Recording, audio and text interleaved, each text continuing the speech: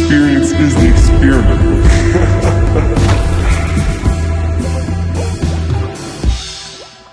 Dylan Brewer, we're back, baby. We've done it. How you doing? I'm good, brother. How are you? I'm great. Thanks for having me back again. Of course. And we were just talking about which I'm going to put you on the spot. So hopefully it happens as you starting your podcast again. Yeah, man. Every time you see me, you bring it up. I'm such a big fan of it. I appreciate it. Yeah. It's only a matter of time, you know? Yeah.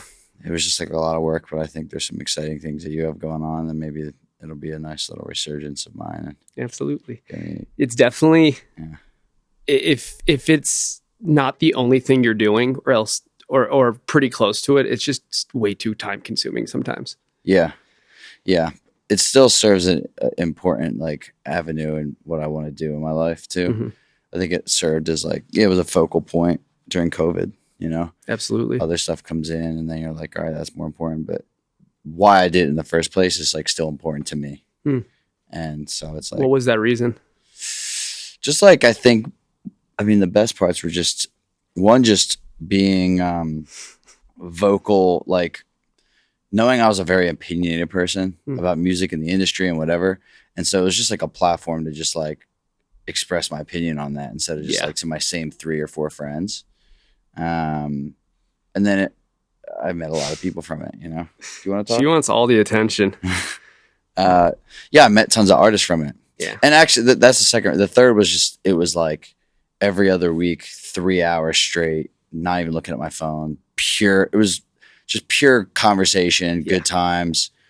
I think that's my favorite part. That gets lost a lot in life in general. So how often do you get to sit down with somebody, whether you know them or not? I mean, I have like people like you. You're different because I do get the chance to sit down and just talk to you because of Fridays and stuff. Yeah. But most people, you don't get the chance to just talk, especially without phones. What are you doing, Luna?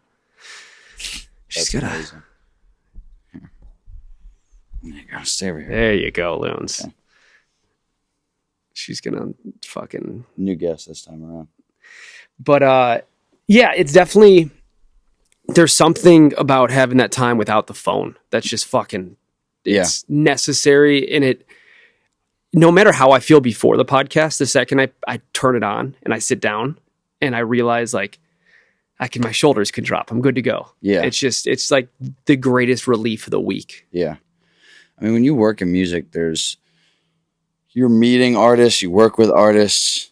A lot of the times you still have the communication, like of speaking to them, but usually the context is kind of misconstrued compared to when you like do a podcast or when you sit down and want to have a dedicated conversation. Yeah.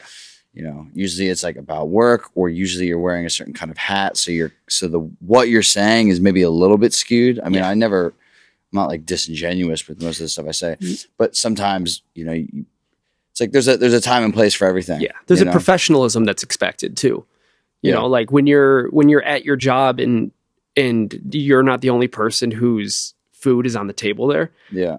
You got a job to do. You got to work. And again, like you're saying, you don't have to be disingenuous, but you got to be professional. Yeah. We don't have to be professional here. Like we can just talk and you're sitting there all day with new inputs from work that I'm sure is just going through your head.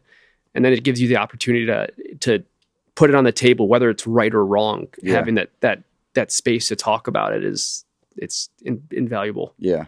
And with new people consistently. Yeah.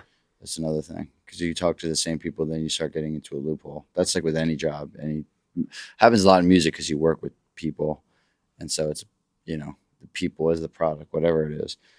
So it's easy to just get wrapped up in this like drama. It's like inherently a dramatic place to work. Absolutely. Because you're trying to get, you know, it's very psychological, I guess. It's also, I mean, it's like the entertainment business. There's so much of it that is a facade. There's a lot of it that's happening very quickly. Not a lot of time to think, what the fuck is she doing? Yeah. Chilling out. I like it. There's just something about it where it's like, if you're thinking too much, you're going to miss what's happening.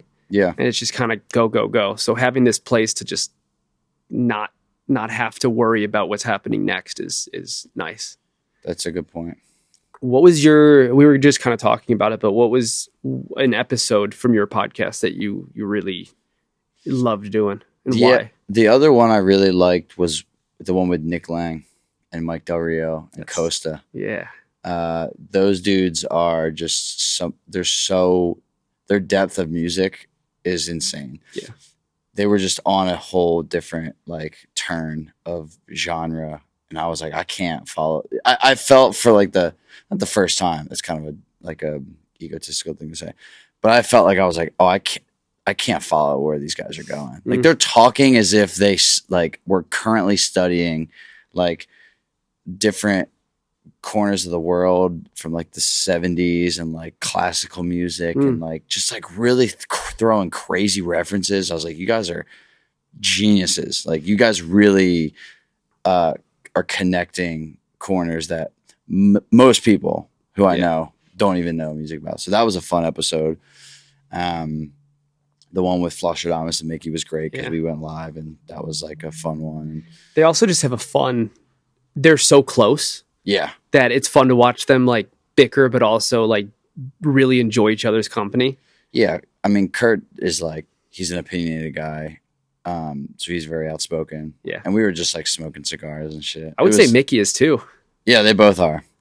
Kurt just sprinkles his little, he has, what are they, little, like quirky, puns. That's what it is. Yeah. He's a very punny guy. He's got like dad jokes. Yeah.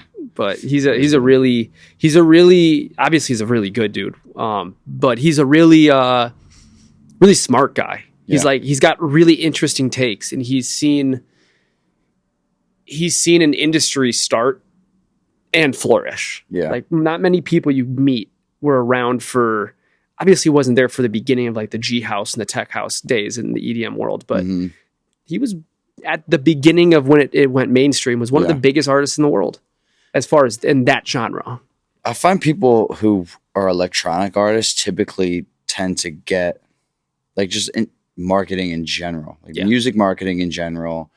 I think maybe if I'm thinking out loud, it comes from a place that's like the DJ maybe historically has served the crowd. So it's like inherently like real time music marketing where you're like, this song works, this song doesn't.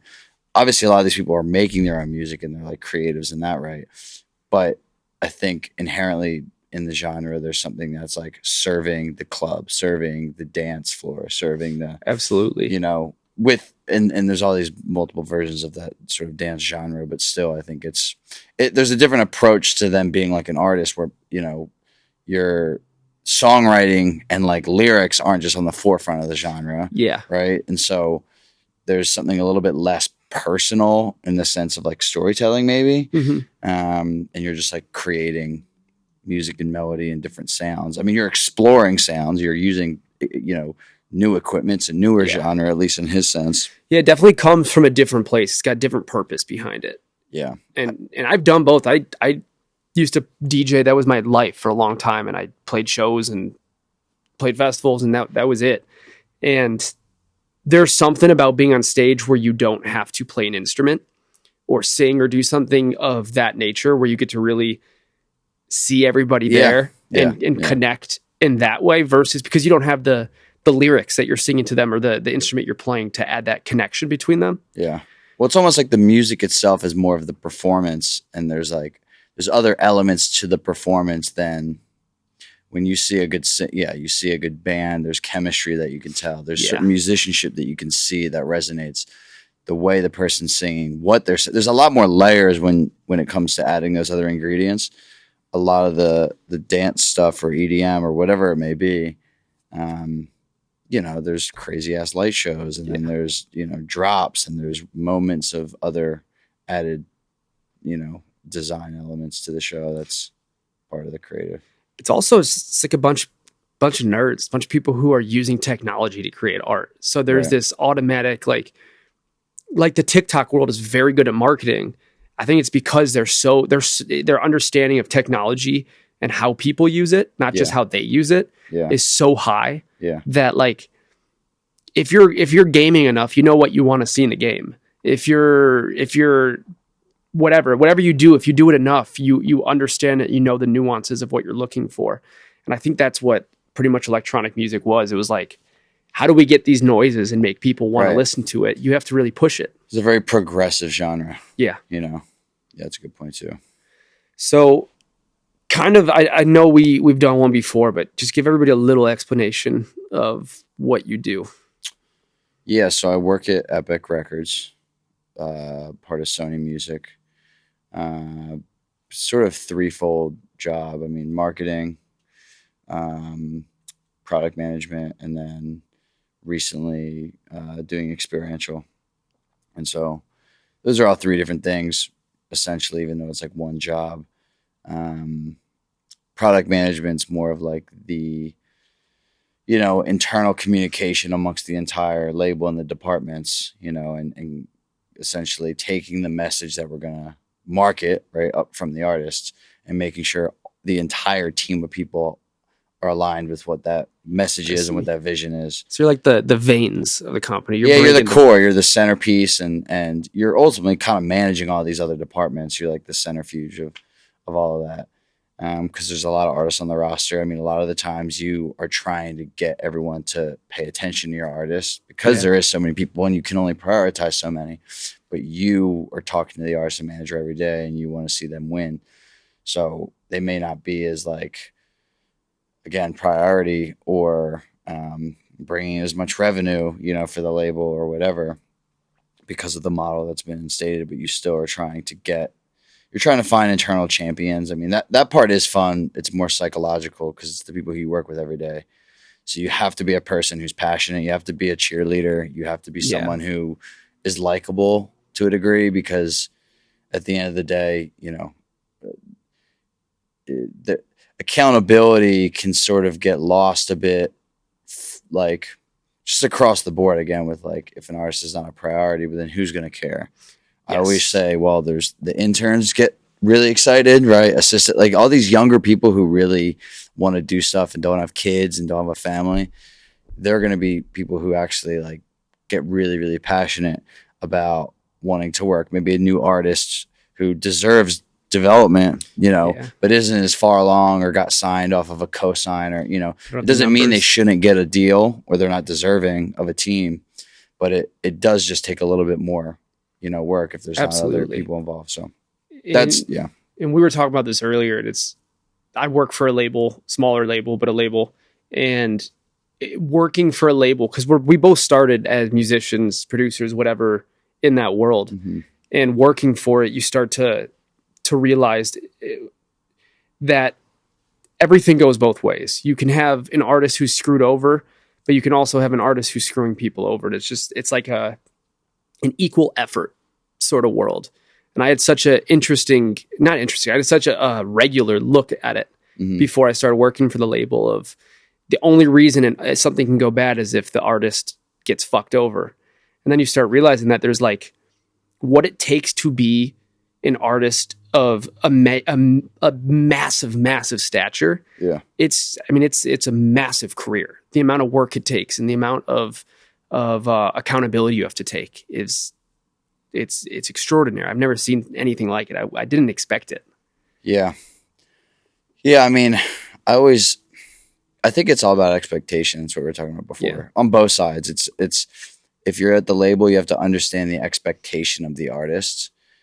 A lot of artists maybe don't want to be the biggest artist in the world. Yeah. And they don't want to do certain things, or they're happy with just performing to 2,000 people or something. We're almost in this mindset, especially with the major label system where you want to make as much money as possible. It's just like any business. And so you want to just make every artist as big as possible. But ultimately, I think you're rewiring it, like you're reverse engineering like the expectation. Well, okay, what artist do you want to be like? Do you want to perform in stadiums? Do you want to be, and then those conversations then the psychology taps in. If you're trying to talk to an artist, and a lot of the times at a label, you're convincing them to post on social media, or the sort of debate about labels, telling artists to post on TikTok and stuff, which is kind of just like, it's a funny, like argument I see online a lot. But in general, it's like, and then I guess to go back to the expectation, it's like, well, artists have a certain expectation of a label, you know, where they think a lot of things are going to happen, or they think it's like this turnkey situation, and again, every artist's story is different when they sign, but there's a lot of complexities to, okay, well, how close are you with the manager? How hard is the manager working? How hard are you working? Right. Yeah. I think the biggest thing is like, you can't outwork the manager. You can't outwork the artist. Yeah. Cause you're just, you do that too much, then you're sort of just spinning your wheels or whatever. And How does it normally work with the major? Is the manager working for the label, or are they a third party? no, I mean, managers are typically, I think there's a lot of managers who have relationships with labels.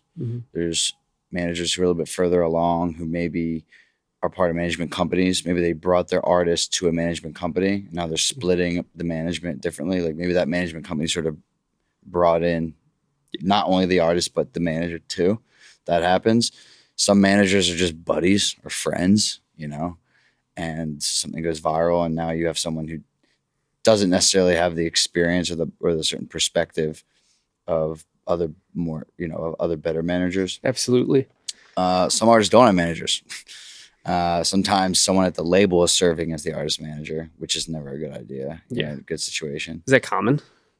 Yeah, it is pretty common, unfortunately. Yeah. I feel like having that third party in between is probably pretty important. Yeah, it definitely is. I mean, because you need, at the end of the day, the person who's working at the label is working with tons of different artists. Yeah. And the manager really shouldn't be, there shouldn't be a manager who's managing 15 artists. Yeah. One person, man, it just doesn't, like I technically oversee maybe like 15 artists on my roster, my marketing roster, but they're not all a priority. And you know what I mean? And I can only do so much for that one artist. That's why there's multiple departments and all this.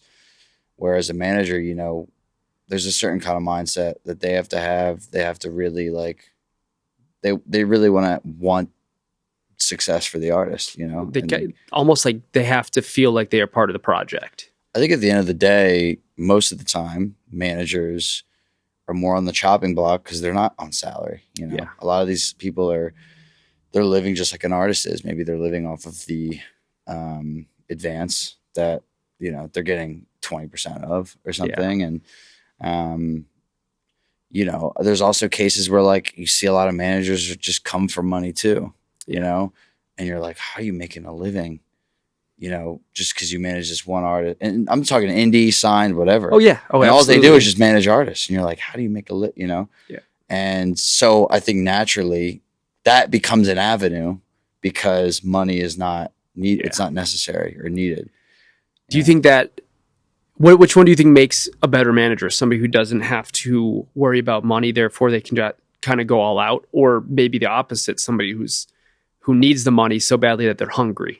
Yeah, I mean that's always that's the conversation, right? I always think that like if you have adversity and you want it and you need it, and you if you don't have dinner on the table at the end of the day, you have to make ends meet. You're gonna have to do something.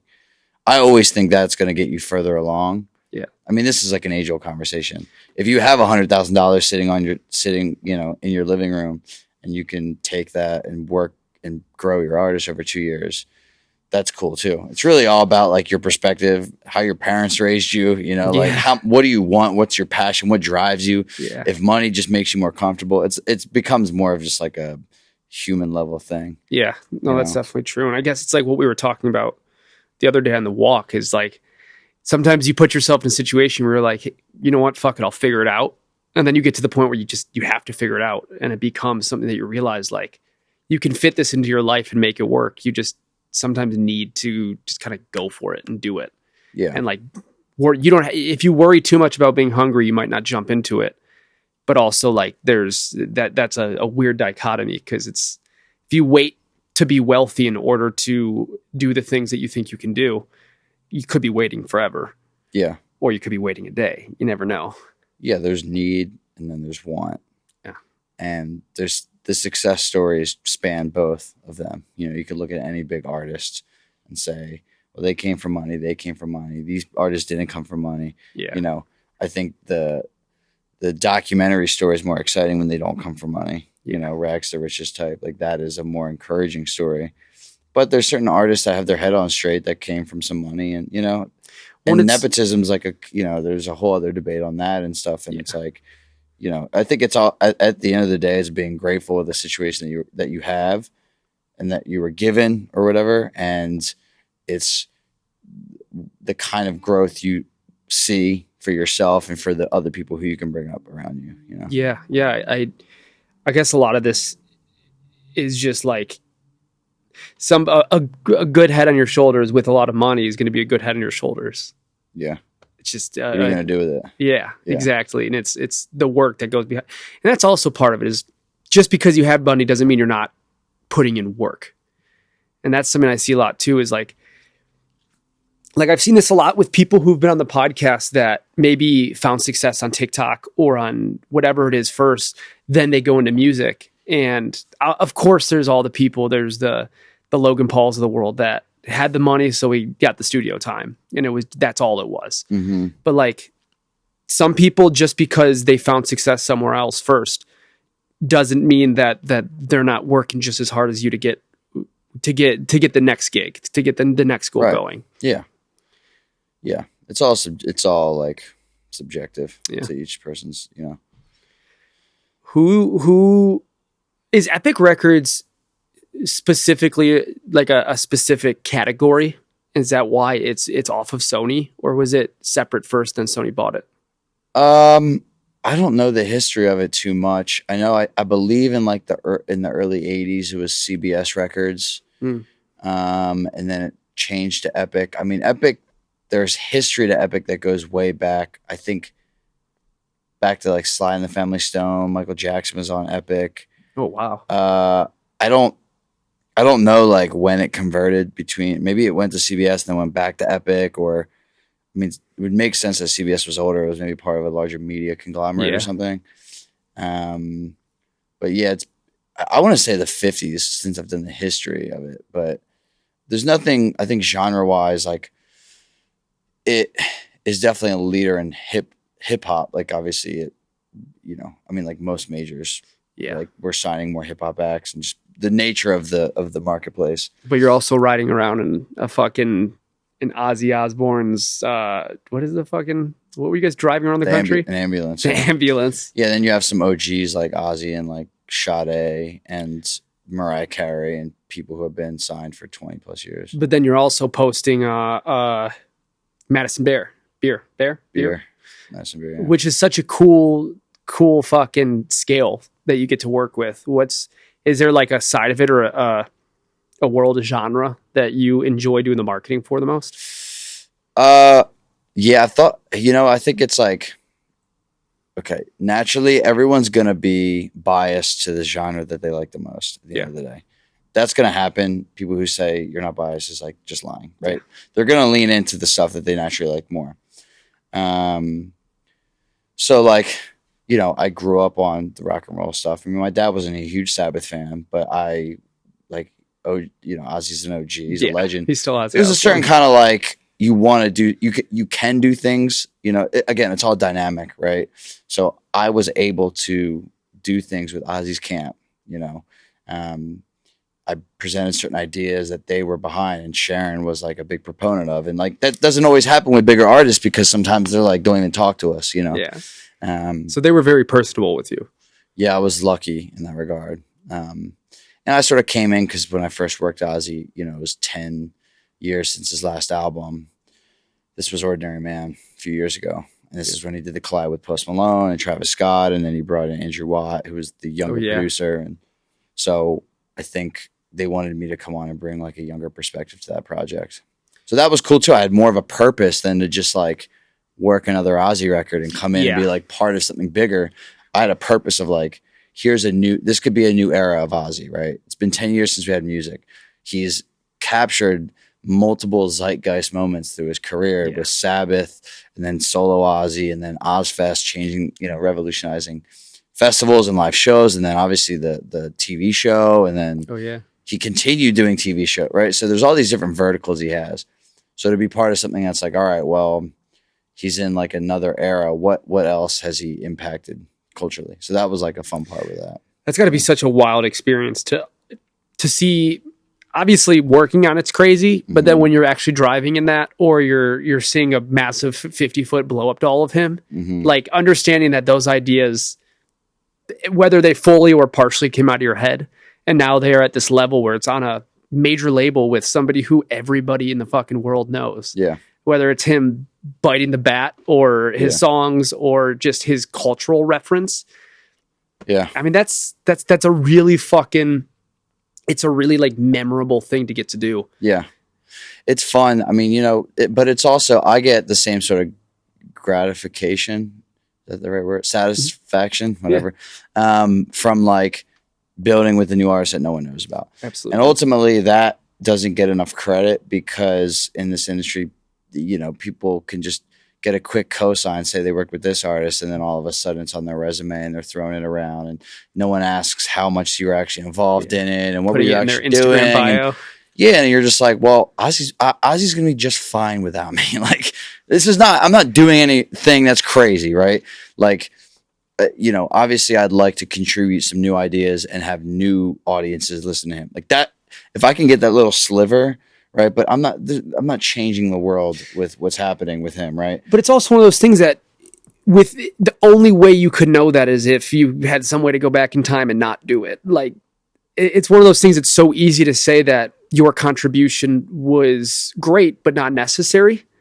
But then without it, it could have just been a completely different world, and maybe things wouldn't have worked out the same. And I hear what you're saying, and I agree with you, but I think it's also worth understanding that just because if you weren't there, things still would have happened, doesn't mean they would have happened the way they needed to the extent that they did. Yeah. Yeah. I mean, again, I think it's like, it is easier to do. It's easier when when there's people listening.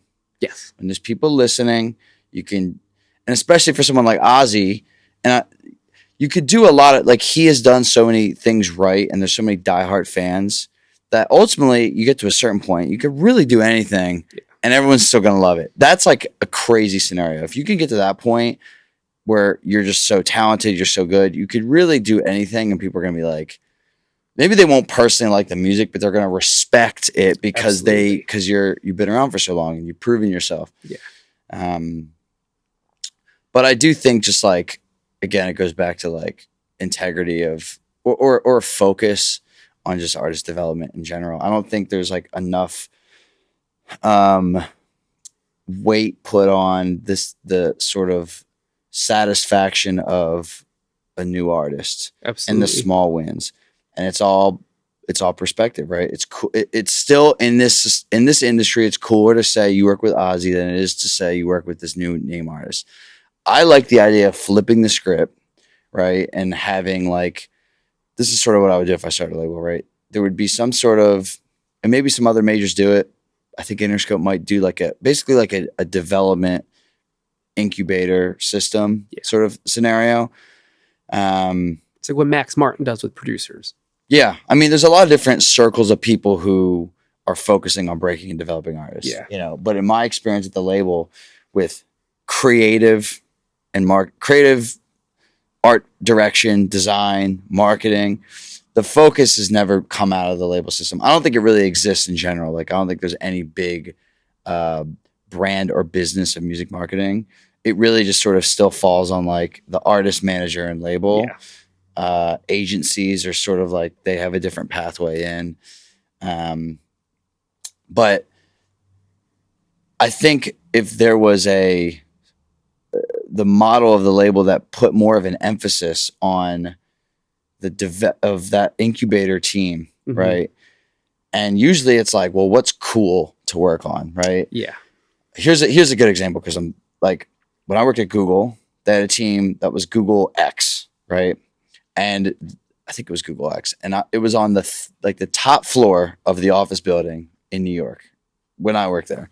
and they basically worked on new projects. They were just a team that were a bunch of creative dudes and designers and technologists, and they were just like innovators, and they were like new. It wasn't even like new business because they weren't even thinking about making money. I mean, granted, Google had so much money they could have a team like this, but you could still scale it to, and they were like, they were mysterious in the because you didn't know where they worked, and they kind of had their own little thing. And you're like, that's kind of cool, but it's all new things. It's all new ideas. There was 0% revenue coming out of this team. It didn't mean anything to the business and the growth of the business of Google. Absolutely.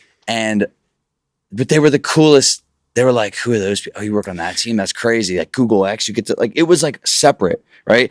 And so my point is that if there was an emphasis, let's just say labels or in the business that made it cool to creatively work with new artists, and that was more special than just being put on a Bieber project or being put on an Ozzy project or a Travis project, then I think the whole narrative would flip about true artist development. Yeah. Then people who have had more experience, right, would actually be like, nah, I want to work on this team. Nah, I want to break artists. Because I think Scooter says this shit. He's like, I think he was, when he wanted to work with a country artist or something, he was like, everyone kept telling him, oh, you only know pop acts, or oh, you can only break hip hop. The next wins are how many different artists can you break. If you get to that level, then that's like, then you're like going horizontally across different verticals. Like, you know what I mean? Yeah. Like, well, I guess he's a really good example of that because yes, now he's obviously working with the biggest of the biggest, but most of them didn't start that way when they started with him.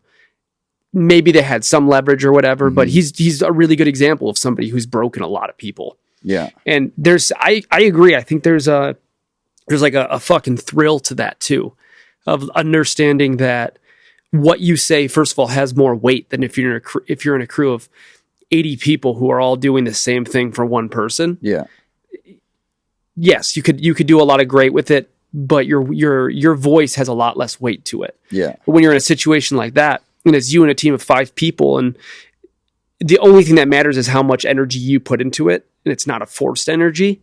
It's like the same thing as some of the best songs are made when you're not trying to make a song. Mm-hmm. When you're there because you enjoy it, and you're going to be there either way. There's something really cool about that, and I think I think when you go into it without those expectations of I have to do what they've done already, then you can do things that are genuinely new and genuinely exciting versus going to work with a Justin Bieber. You're not going to be like, yo, do a country song.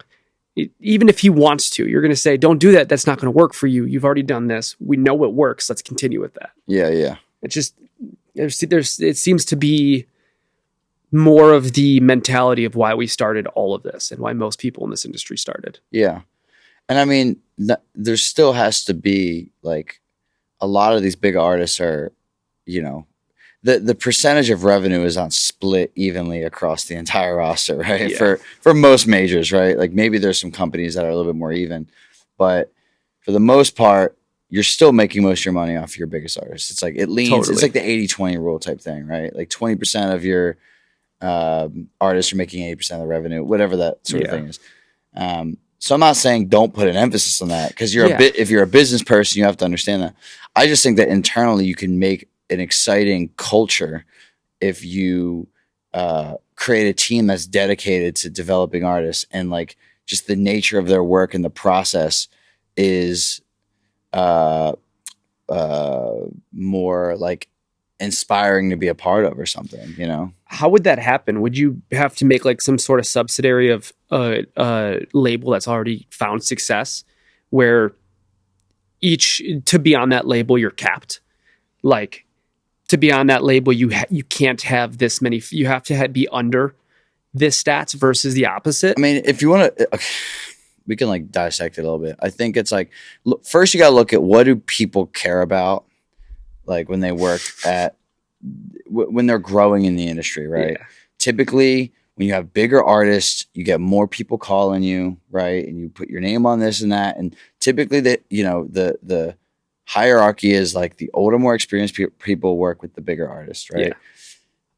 I think that there has to be, and that's basically how value set, right? If for someone to know that I'm a good marketer and that I'm a creative it's going to take longer for them to understand that because they have to get to know me a little bit more, or they have to know like, oh no, he really did all those things, or or it didn't just come from the artist, or you know what I mean? Absolutely. And so some validation outside of maybe you. Right. And so it just takes longer. So it's easier for me to just say, yeah, I work with Ozzy, or yeah, I work with Bieber. Yeah. And it's like, well, what did I again, it goes back to my other point. I just think that if there's something that was more inherent value, like it comes from leadership at the company. If I had my own label and I'm the leader, I'd be like putting more of an emphasis on the team of people who are coming up with innovative marketing ideas. The value then comes in the idea and the execution and how impactful it was, right? Then just like hopping onto a bigger artist and doing the run at radio and doing the this and spending the money here and hitting the da-da-da and all that kind of stuff. So I think it ultimately comes down to a company culture thing where it's like a major could restructure, you know, like if you're a big major, you could dedicate a team towards it. You know, everyone works with developing artists. You could say, okay, these 4 people are going to work the 50% of the developing art, like and you tear it off, right? Yeah.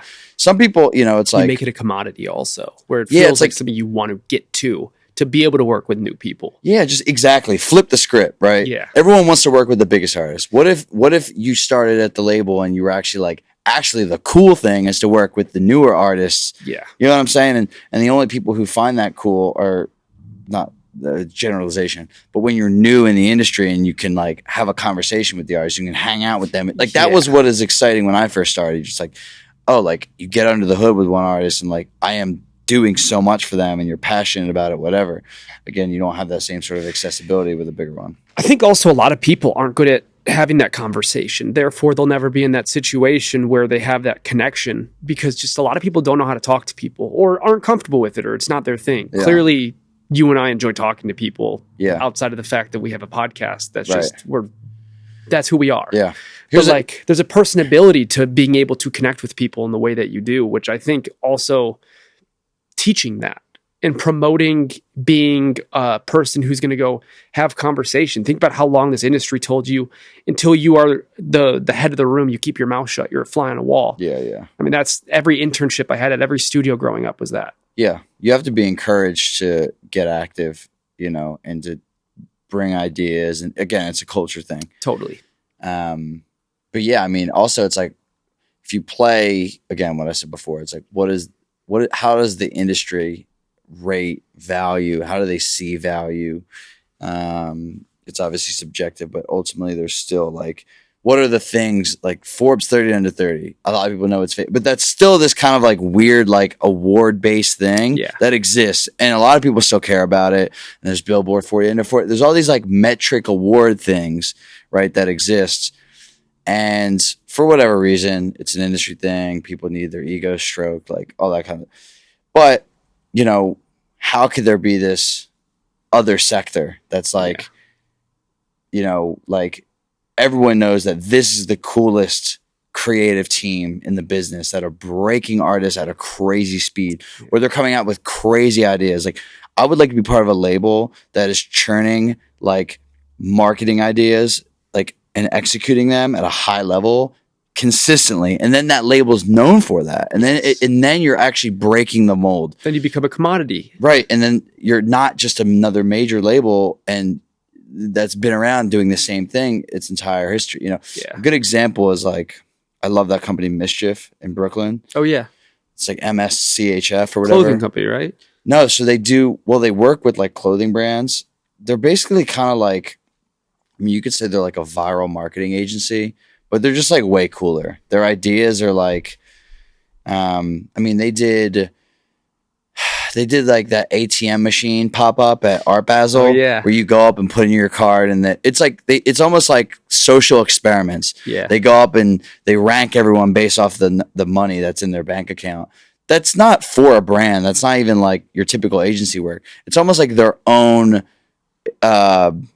experiment, Let's as try you will. this. Yeah, and it's like it's almost art in itself. It's like marketing is the art form, and it's like it's performance art in a sense. They did like the shoes, the Nike shoes for Lil Nas X had like the blood on them. They got a bunch of That was them. They did the big red boots. Like they'll do those drops. They did these like okay, I know what you're that went talking viral. about. I mean they're very good at viral marketing. Yeah, but it's not like viral marketing in the sense of like cheap like digital agencies that are just be like, we're gonna jump start your video from 1 view to 1 million, and it's gonna be, you know what I mean? Like that's it's almost making fun of the consumer.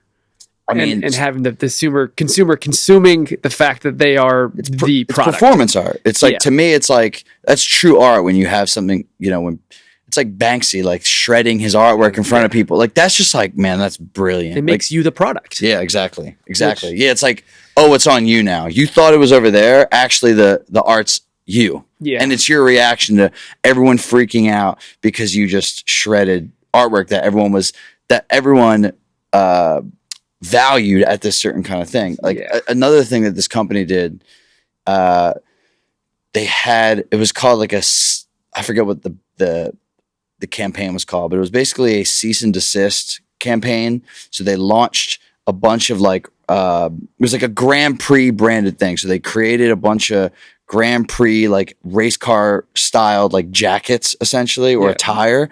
And they did different ones with different major brand logos on it, which they did illegally essentially. And before they launched the campaign, you could choose your favorite brand. Like you could essentially buy the shirt with the brand on it, right? Again, they didn't get clearance from these brands, but the whole idea was like the first brand to send us a cease and desist letter, all the people who had bought that shirt's brand got a free, like got a bunch of other free merch that the company made. So it was like this, it was a cease and desist race of brands. It was shining a light on how quickly brands are to like secure their logo. You know what I mean? Who was it? Who said the first one? Do you know? I think it was maybe Subway. I think was the first one to send Jared. it. It was just funny though, because it was like they were doing the illegal act was the campaign. I'm like, that's so cool. There's something about doing the crazy shit that's in your head that is going to work, but it's a little too crazy to want to be the person in the room to say it. Yeah. It's like when you see a video on TikTok of somebody like getting one video and then making fun of it somehow, or like ending it, and you're like, wait, that's so obvious. Yeah. That's fucking genius. It's so obvious. Why didn't I do that? And it's just like being that brain that can look at something and figure out how to manipulate it in a way to resell it. Right. Or to have it in front of more people's eyes. I think it's fun. Yeah. I mean, great art sort of is looking at society and playing with it and toying with it. Right. And it's why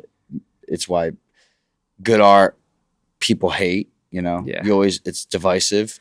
Yeah. That's the best art, right? It's looking to get out emotion one way or another. Of course. So you're looking at how people are reacting, whether it's humans or companies or, it's adding a whimsical narrative to what's happening in a way that is a little trick. It's like, it's tricking people a little bit. Like and that sort of outcome usually is really fun.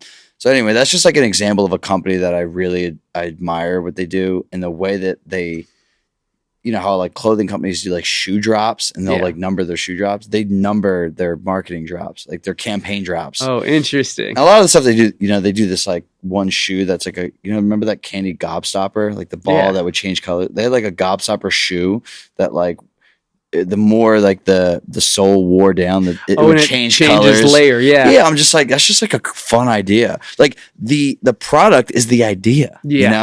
It's not the shoe. Who gives a fuck about the shoe? Well, it's like those red boots, right? The product became being able to wear them. Look who's gonna buy them. Yeah, there we knew who was gonna buy them. Yeah, this is the point and why we made it. And all the people who you knew would never buy those didn't. We're going to make it ridiculous on purpose to show you, look at what this means about internet and fashion culture, that it doesn't matter what you're buying. It's all a play on the whole thing. It's so fun. It's like there was another, I think, that company called, I think Yes Theory. They were another one on YouTube. Big fan of Yes Theory. Maybe it might not have been Yes Theory. I think it was like some of the same guys. I don't remember. But they did the same sort of thing where they like they were like, let's, where they had like a fake Justin Bieber eating a burrito. That was Yes Theory, yeah. Yeah. And to see how fast they could get to hit the front pages. It's just like a reflection of society, a reflection of our Yeah. culture. And that's more of the purpose of it. It's not the purpose of like, oh, we just want to go viral. Yeah.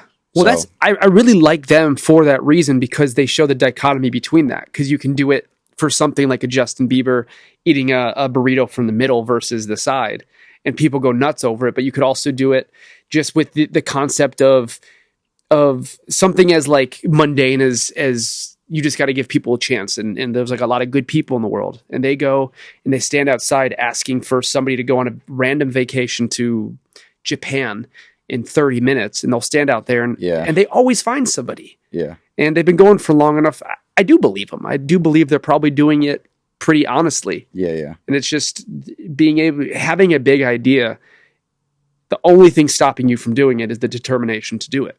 Yeah. Whether it's a funny idea like those fucking boots, Yeah. or it's something amazing like bringing some random person to Japan and giving them an experience like that. Yeah. Yeah. I mean, I feel like we went off on a tangent a bit, but I think that sort of like, to me, that kind of marketing is interesting. That sort of creativity is like rarely even tapped in the music industry, let alone the label business. So, man, you got a wild, very, very interesting mind. It's always cool talking to you. Obviously, I like talking to you because we're good friends. mm-hmm. But I feel like your perspective on everything that we've talked about, whether it's the human experience or the music experience or whatever, it seems like you pay a lot of attention to your surroundings, and whether an experience was positive or negative, you take it in and you store it. Mm-hmm. Have you always kind of had that take on the world where you're very analytical about it? Maybe at times, like it's not like every day you're sort of like trying to piece together things, and it's how like interested you are and how much you want to explore new ideas and how much you want to, like, and that comes from understanding, I think, ultimately what your passion is and being self-aware. It actually goes back to what I was going to say before about working with different artists, the Madison and the Ozzy. Yeah. And this is a good example, or maybe an extension of what your question is, because again, it's easy if I work with an artist who is not maybe inherently making music that I would like outside of my workplace. Yeah. Right. It's easy for me to be like, I don't get it. I don't know that world. I don't know that. It's just subconsciously, again, why there'd be bias towards why I'd want to work with someone who, like, I actually surround myself with friends, and I go to the kind of shows and whatever. Yeah. And there was a certain point where I was like, I'm going to flip the script, and I'm going to become more interested in the artists who are maybe making music that I typically wouldn't listen to, or my friend group or my circle wouldn't listen to, for a number of reasons. One, it was an opportunity for me to explore the culture and the audience. Yeah. Who are they? Where do they live? What are they talking about? What does it mean to them? What is the certain kind of like, like slang from a certain area that they're using, and why? And to me, that exploration was more interesting. The second part of that was, I like the idea of, can I market this artist so well that someone in my friend circle who also wouldn't typically listen to the artist would maybe not like the music, because I'm not changing their music, but they would respect the artist. If I can connect that person over here in this circle and then the artist who's making music over in this circle, to me, that's a win. And that's the same conversation about putting more of an emphasis on the artist development team, right? I think it's cooler to connect those dots than to just say, well, I'm going to just live in my lane and I'm going to listen to the rock music and whatever I came up and grew up in, and not really give any focus towards the other stuff. In that process, I've sort of, what your question was, is I've found more of a desire to like connect the dots, understand things that I typically wouldn't have, have look under the rocks that are the least flipped, There's, I heard this podcast earlier. I don't know who it was that was speaking, but he was saying how, I think he's sort of like the man's man sort of guy, toxic masculinity, as the popular opinion would say. And he was saying how somebody on his team got a tweet from like Chelsea Handler or something. And the guy was saying how important families are, whatever. And she had this whole tweet saying how you don't know what you're talking about. You're this misogynistic male. Women should be more empowered to not have families and this and that. And the guy on his team, his first response was like, that bitch, like, what the fuck is she saying? And the boss said to him, he was like, go do as much research on her and do your best to not judge as you're doing it. Come back tomorrow and tell me if you have the same answer. Yeah. Read her book, and she talked about how she lost her brother and her parents fell apart from it, and she didn't have a father figure because of it. And you like look into somebody's life and you start realizing, of course she fucking thinks that, because for her that probably would have been the best route. Yeah. That's what her life taught her. And it's just like, no matter where somebody is on the spectrum of if you like them, if you don't, if they have similar political beliefs or whatever, it's like there's always a story behind the person. And sometimes the people who aren't talked about have the most interesting story or the most to learn from. Yeah. It's empathy at the end of the day.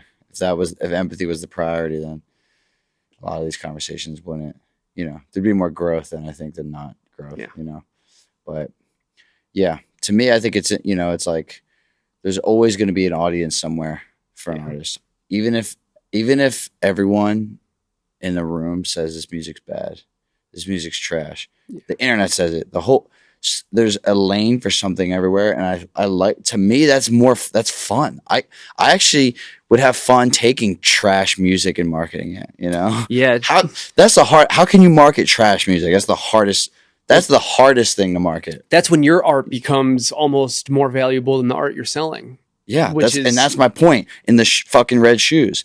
It's like, they're stupid shoes, but you've sold them, and there's another interesting like thing or cultural moment that you're highlighting in doing so. You then take the emphasis once you show the magic trick. You're like, actually, the product's over here. Yeah, we weren't really selling the shoe. Some David Blaine shit. Yeah. Man, that's so fun. That's such an interesting take, and I really hope that if you are a kid and you're about to go to school and you're trying to figure out what you want to do and you love the marketing world, but you haven't seen that side of it. I mean, you're a really good example of how that is such a massively creative aspect of this industry and all the other industries that I think people don't really realize of how much you really get to put yourself into it and how not only exciting it can be, but how necessary you can be to a situation. Yeah. It's pretty cool. Yeah. I mean, I think for people who are to that point about who are trying to get in the industry, like the one thing that I don't like seeing, I think there could be more of, it's a reflection of just like internet culture and trolls, is like, there's so much just like everyone has an opinion that's usually negative. Yeah.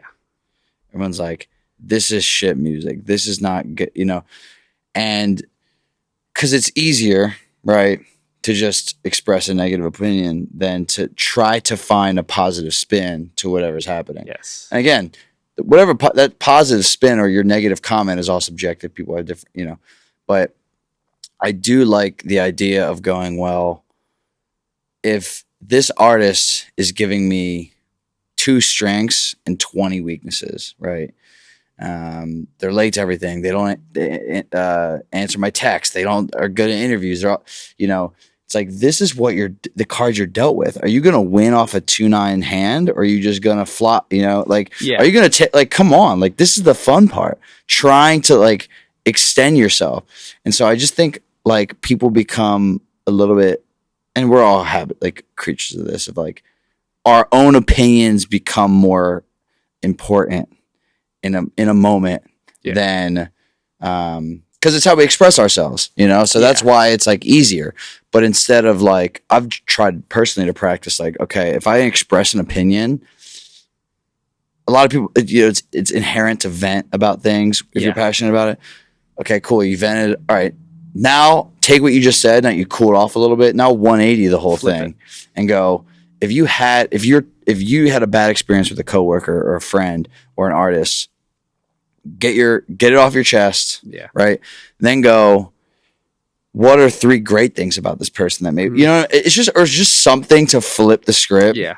of the scenario. And it goes back to your point of like, oh, if you learn a little bit deeper about who they are, whatever that process is, I think whether you're an internet troll or whether you're someone who works with artists, you don't take the second step because it's just easier to stay on the first step. Yeah. It's like the game we play with Danny where we're all sitting there trying to hum a song and everybody else has to guess. Everybody's your competitor until there's one winner, and then everybody's job is to go compliment that person. It's such a obviously it's very different, but the dichotomy or the thought behind it is the same. It's like you're competing against these people, and at the end of it, no matter who won or who lost, everybody in that group is going to go around and say something great about that person. It's just like, just because somebody wins doesn't mean that they beat you always. Yeah. And I think that's hopefully an important thing. And that's like what we were talking about earlier. As I was telling you, I'm trying to start this like support group for music podcasts. And I think most people's idea of that would be like, why would you give them tips? Why would they want to give you tips? Why would you? Right. It's like, you don't have to be competition. Yeah. I know for a fact that your podcast will never be mine and mine won't be yours because I am not you and vice versa. Right. Yeah. That is the 100% differing factor that will be there forever. So we could have the same people on. I'd love to see half, if not all the same people on mine and yours and see the dichotomy of how they speak with me and how they speak with you and see them from a different perspective. And like, I don't know. I think the comedy world's really good at this where everybody coming up with you is either going to be your enemy or they're going to be the ladder that you climb up. And that's up to you. That's 100% up to you. And I really do believe that that's a choice and nobody's going to be competition. And if you're focusing on everybody being competition, you're not getting your work done. Mm-hmm. You're just fucking thinking about other people. Yeah. And it just seems like a waste of time. And it seems like that's not how you go about your life. Yeah. Yeah. Yeah. I agree. I mean, I like the process of whether it's a comedian or whether it's a musician or something like finding that one, like the strength or the edge or the, even if there's 5 people in watching the comedian or if there's 5 people at the show, just like leaning a bit more towards like an optimistic viewpoint than just being like, oh, he'll never make it. No, that person doesn't have a chance. It's just like, yeah, you may be right. Maybe they should just stop what they're doing and be in another industry. Yeah. But just like the conversation and like the tone, we've just like inherited like a bit of a slightly negative tone with a lot of things. Absolutely. It's if you're telling your best friend that they could be doing better because you believe they could be doing better, that's very helpful. If you're telling them that they could be doing better because you think they're doing shit, that's a very different reason. Like letting them know that they're not doing well sucks. Letting them know that you think they are worth more than where they're at right now, it's a positive thing. Yeah. And it's just all about intention and how you express it. Yeah. How you express it, which I'm fucking working on. Yeah, it's like what if you tried this? And it's like you're then exploring new ideas with that in the sense of giving advice, right? Because now we're on just like some psychology type talk. That's cool, but what if you tried these ideas? Yeah, and not like I don't think what you're doing is going to work. Yes. Again, there's certain people know each other at different levels, and sometimes like being straight, honest, brutally honest, whatever sometimes helps. Whatever. Again, I think I'm just talking generally speaking. And in my experience in the business is like there's always slightly the negative tone, and to me, that ultimately discourages more people than encourages them. And that's what I think the point is, right? It's like, maybe you get the one person that gets that, like, if, you say something that's like sort of beating them up for the day and it like turns them to be like, shit, I don't want to do it, whatever. Yeah. Then I think you can convert those people. I just think ultimately in certain work environments, no matter what the industry is, it's like you can't lean on the negative side of the scale. It's not going to help anybody. In tone, yeah. Dylan, you are the fucking man. We'll do many more of these. Let's shut this shit off and go drum. Yeah, I love it. Thank you, dude. Thanks for having me, bro. Always. I Special. appreciate you. Tell everybody where to go find your podcast, even though I know you're not filming it right now. I'm such a fucking big fan. Oh man, I haven't plugged my podcast since I was recording it. It's called The Rounds. It's on Spotify. We did 25 episodes, and there's a good amount. It's on YouTube too, right? No, it's on Instagram. Rounds Radio. Rounds Radio is on Instagram. That's kind of more fun because there's little clips. We have a little TikTok thing. You could sort of see that. Spotify is like for longer. If you want to like explore new music, that's kind of what Spotify is that bit. And we're gonna get it going again. We're gonna launch a season 3. Comment, tag, do whatever you got to do. Make this guy start it up sooner than later. Bradley tells me every day, so I'm sure if I'm gonna keep telling you until it happens. I know. Dude, I love you. Thanks. I appreciate you. Bro. Thank you for watching. Thank you for listening. And to everybody out there, you remember what to say? I'm Dylan Brewer, and this is an experiment. Yeah, it is. Love you guys. Love you, brother. Bye. You too, bro.